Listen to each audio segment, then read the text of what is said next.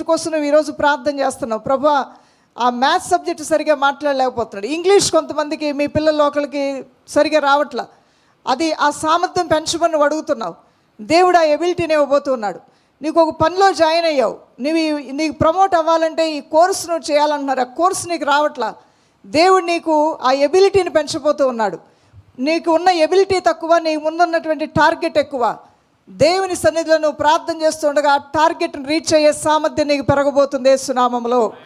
ఇవన్నీ కూడా దేవుని అత్యంత కృపలను ఈ ఉపవాస ప్రార్థనలో మీరు చూస్తారు దైవజనమా.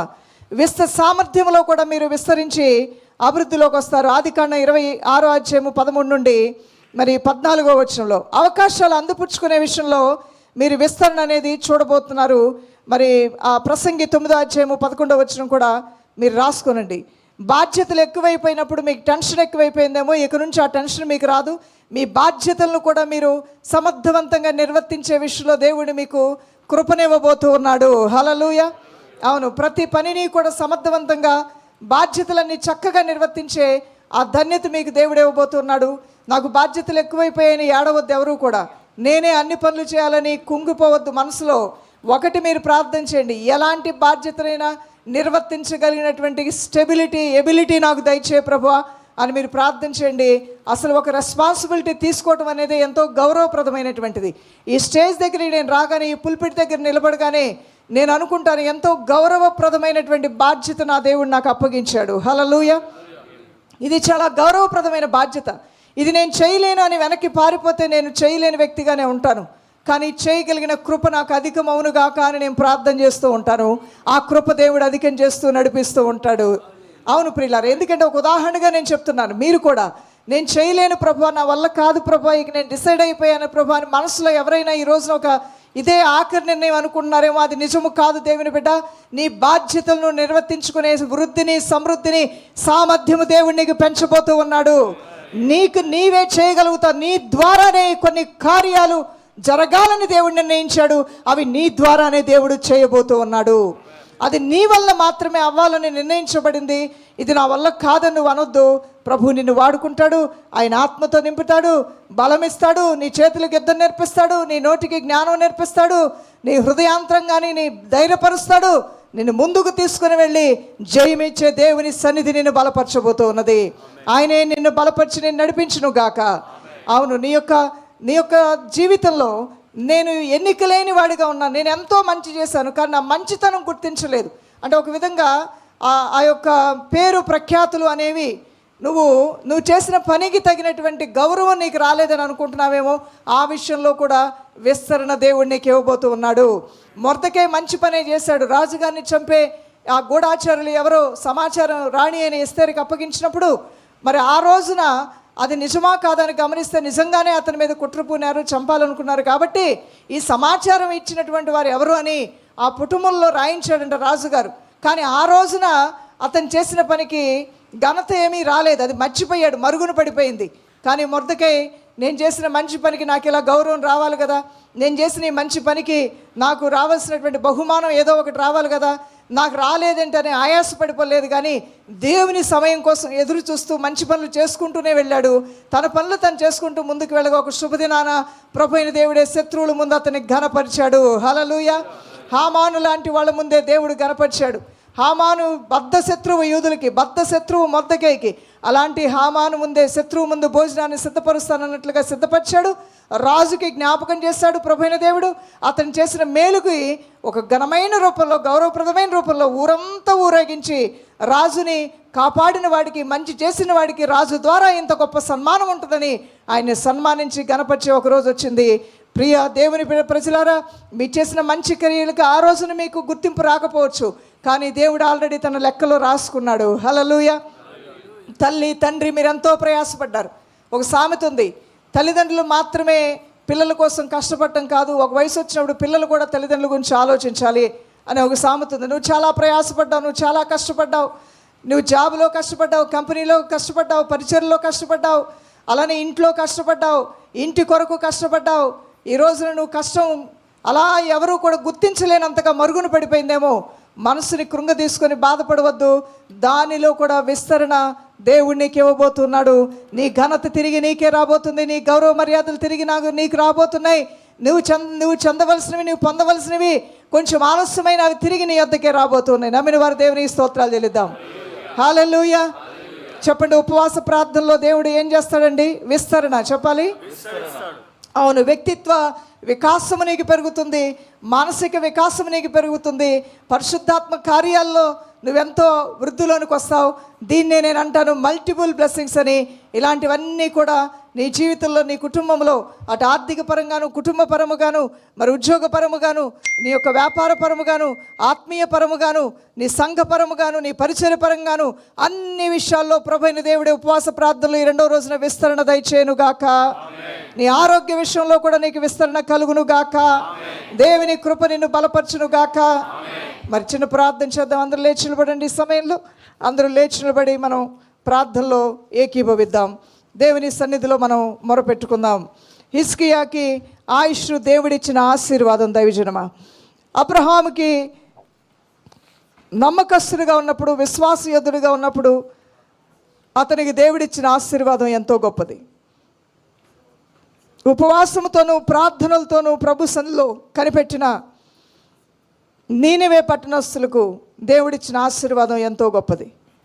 యోవేలు కాలంలో ఇజ్రాయేలు ప్రజలు 3 దినముల ఉపవాస దినం ప్రకటించుకొని వారు ప్రభు సన్నిధిలో ఏడ్చి ప్రార్థన చేసి వారి మనస్సుల్ని దేవుని తట్టు తిప్పుకొని నూతనపరుచుకున్నప్పుడు ప్రభువైన దేవుడు వారికి ఇచ్చిన ఆశీర్వాదం ఎంతో గొప్పది.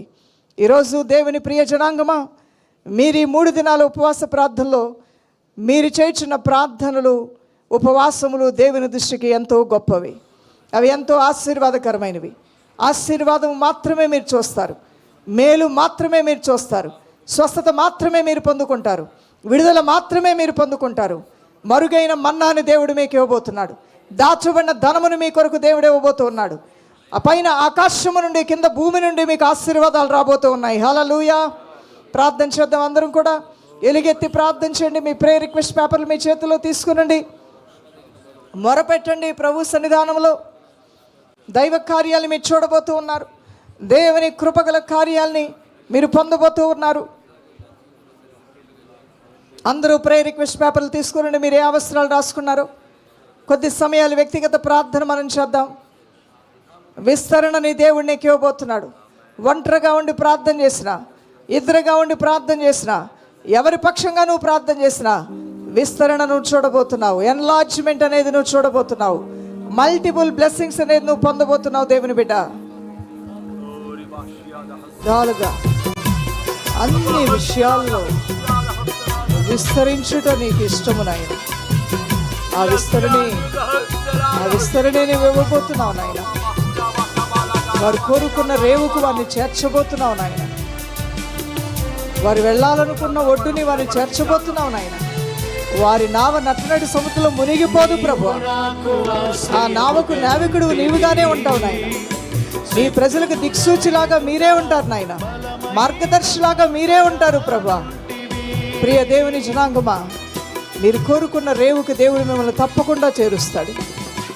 ఆయన కోరుకున్న రేవుకు కూడా ఆయన చేరుస్తాడు. 2 కార్యాలు నీ జీవితంలో జరుగుతాయి. భక్తులకి ఇవ్వబడిన అద్భుతమైన 2 విధాలైన అవకాశాలు, 2 విధాలైన ఆశీర్వాదాలు ఏంటంటే, 1 నువ్వు కోరుకున్న రేవు నీ హృదయవాంఛలు నెరవేరుస్తాడు. 2 నీ పట్ల దేవుడా కోరుకున్నటువంటి కార్యాలు, నిన్ను ఎలా పైకి తీసుకురావాలి, ఎలా నిన్ను బలపరచాలి, ఎలా నిన్ను దీవించాలి. దినదినము నీలో ఎదుగుతున్న సమర్పణ, దినదినము నీలో ఉన్న వినయం, దినదినము నీలో ఉన్న పరిశుద్ధత, దినదినము నీలో ఉన్న నీతి, యథార్థత చూస్తున్న దేవుడు మౌనంగా ఉండలేడు. దినదినము నువ్వు చేయించున్నటువంటి ప్రార్థనలు, ఉపవాసములు దేవుడు చూస్తూ మౌనంగా ఉండలేడు. ఆయనకు కూడా కొన్ని నిర్ణయాలు ఉంటాయి. నేను చూసినప్పుడు ఏ విధంగా నిన్ను ముందుకు తీసుకుని వెళ్ళి ఆయన కోరుకున్న రేవుకు నేను ఎలా చేర్చాలా అనేది దేవుని ఆలోచన కూడా ఉంటూ ఉంటుంది. యోసేపు పట్ల దేవుని ఆలోచన అతను ఒక ప్రధానమంత్రిగా గొప్పవాడిగా చేయాలని. యోసేపుకు తన పట్ల ఉన్న ఆలోచన మరలా తన ఇంటి వారితో కలిసి బ్రతకాలి, ఈ జైలు నుండి, ఈ నిందల నుంచి బయటికి రావాలని. ప్రభు 2 కార్యాలు చేశాడు. ఇంటి వారిని అతని దగ్గర తీసుకొచ్చాడు. నిర్దోషిగా దేవుడు అతని బయటికి తీసుకొచ్చాడు. అలానే ప్రభు అయిన దేవుడు ఏం కోరుకున్నారో, ఏ ప్రణాళిక యోసేపు కొరకు దేవుడు నిర్ణయించాడు, ఆ ప్రణాళికలు కూడా దేవుడు నెరవేర్చాడు. రెండు కార్యాలు, రెండు ప్రణాళికలు నీ జీవితంలో ఉన్నాయి. ఒకటి దేవుని ప్రణాళిక, ఒకటి నీ ప్రణాళిక. ఎందుకు దేవుని ప్రణాళిక యోసేపు పట్ల ఉంది, అన్నల పట్ల లేదంటే యోసేపు భక్తిపరుడు. యోసేపు దేవునితో నడిచాడు. యోసేపు మీలాగనే ప్రార్థనలు చేశాడు. యోసేపు దేవునితో సహవాసం చేయడానికి ఇష్టపడ్డాడు కాబట్టి దేవుని ప్రణాళికలోకి వచ్చేసాడు. యోసేపుకి ఒక ఆలోచన, ఈరోజు ఇంట్లో నుంచి బయటకు వచ్చిన మరలా ఇంట్లోతో కలవాలని, ఈరోజు దోషైనా నిర్దోషిగా బయటికి రావాలి, ఏదో చిన్న పని చేసుకుని బ్రతకాలని. అతని ఆశను దేవుడు నెరవేర్చాడు. కానీ యోసేపుకి తెలియని మరొక విషయం, ఆయన కలిగి ఉన్న సమర్పణ, భక్తి, పరిశుద్ధ జీవితానికి, చెడుతనాన్ని అసహించుకున్న జీవితానికి ప్రతిఫలం ఒక ప్రధానమంత్రి స్థానాన్ని దేవుడు నిర్ణయించాడనేది. దేవుని ప్రియ దైవజనమ, ఈరోజు నీ భక్తికి కొలత ఏంటి?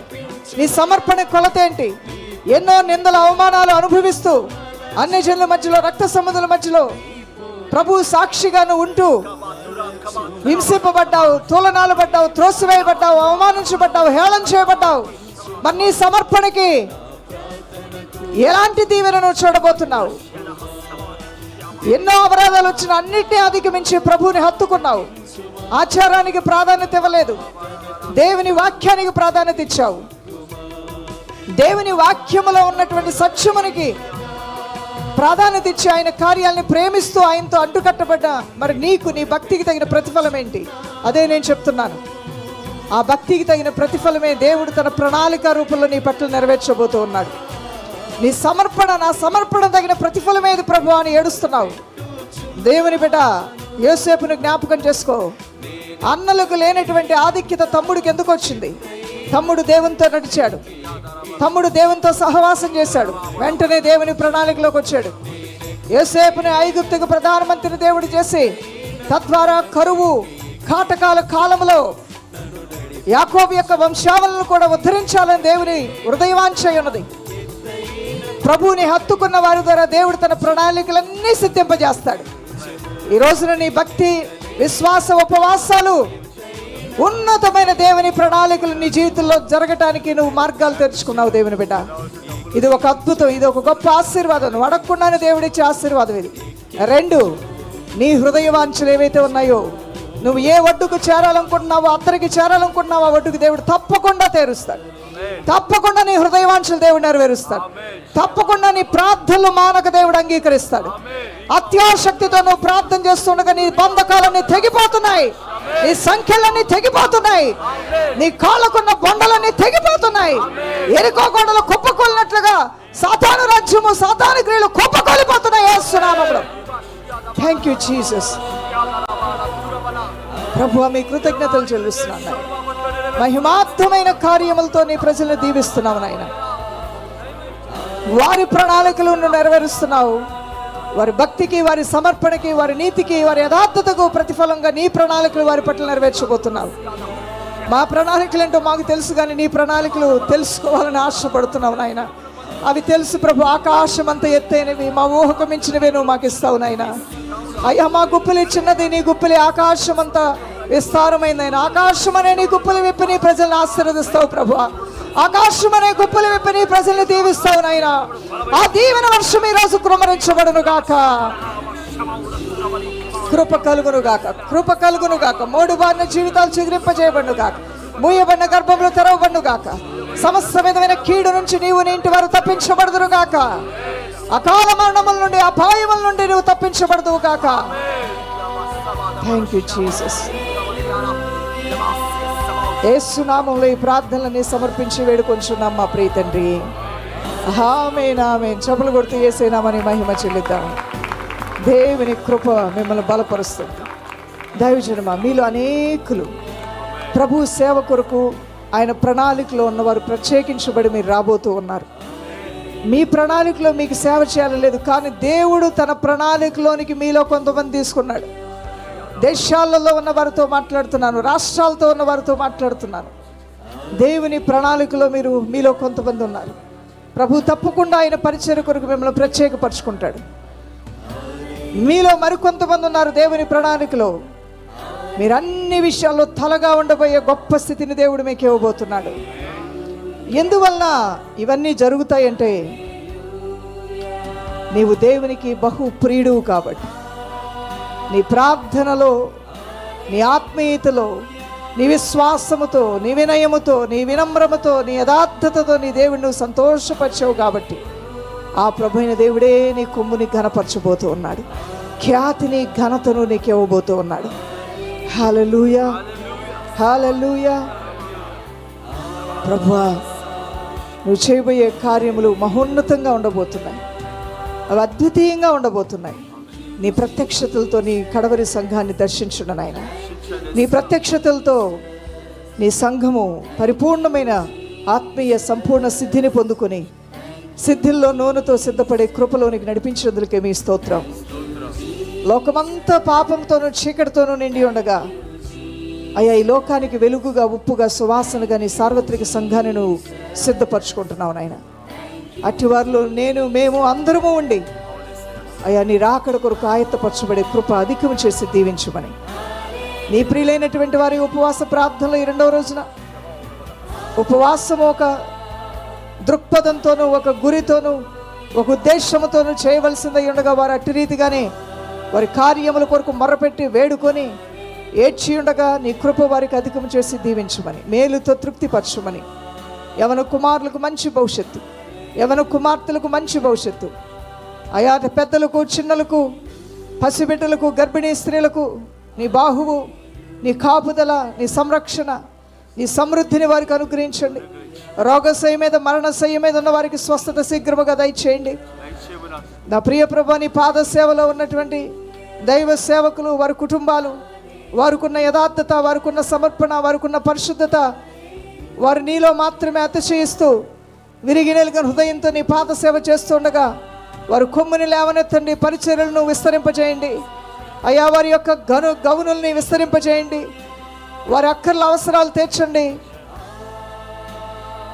దుష్టుడైన సాతాను యొక్క శోధనలో వారు పడకుండా ఆత్మ ఖడ్గముతో, బలమైనటువంటి వాక్య ఖడ్గముతో, ప్రార్థనా బలముతో వారి కుటుంబ స్థితిగతుల్ని, వారి వ్యక్తిగత స్థితిగతులను జయిస్తూ పరిచర్య ధర్మము నిర్వర్తించే యోగ్యులుగాను, బలవంతులుగాను, యోధులుగాను నీ దైవ సేవకులను జ్ఞాపకం చేసుకోండి ఆయన. అయ్యా, వారిని ధైర్యపరచువాడు నీవే, వారిని బలపరచువాడు నీవే, వారిని ఆదరించువాడు నీవే నాయన. నీ ఆదరణ వారికి దయచేయమని అడుగుతున్నాను. వారి కుటుంబాలకు నీ కాపుదలేమని అడుగుతున్నాను. వారి ద్వారా నిర్వర్తించబడుతున్న బాధ్యతలు, పరిచర్యలు, దేవుని పరిచర్యలు, ఆయా విధములైనటువంటి పనుల్లో వారికి సహాయకుడుగా ఉండి నడిపించమని యేసుక్రీస్తు నామములో ప్రార్థించి వేడుకొంచున్నాం మా ప్రియ తండ్రి. ఆమేన్.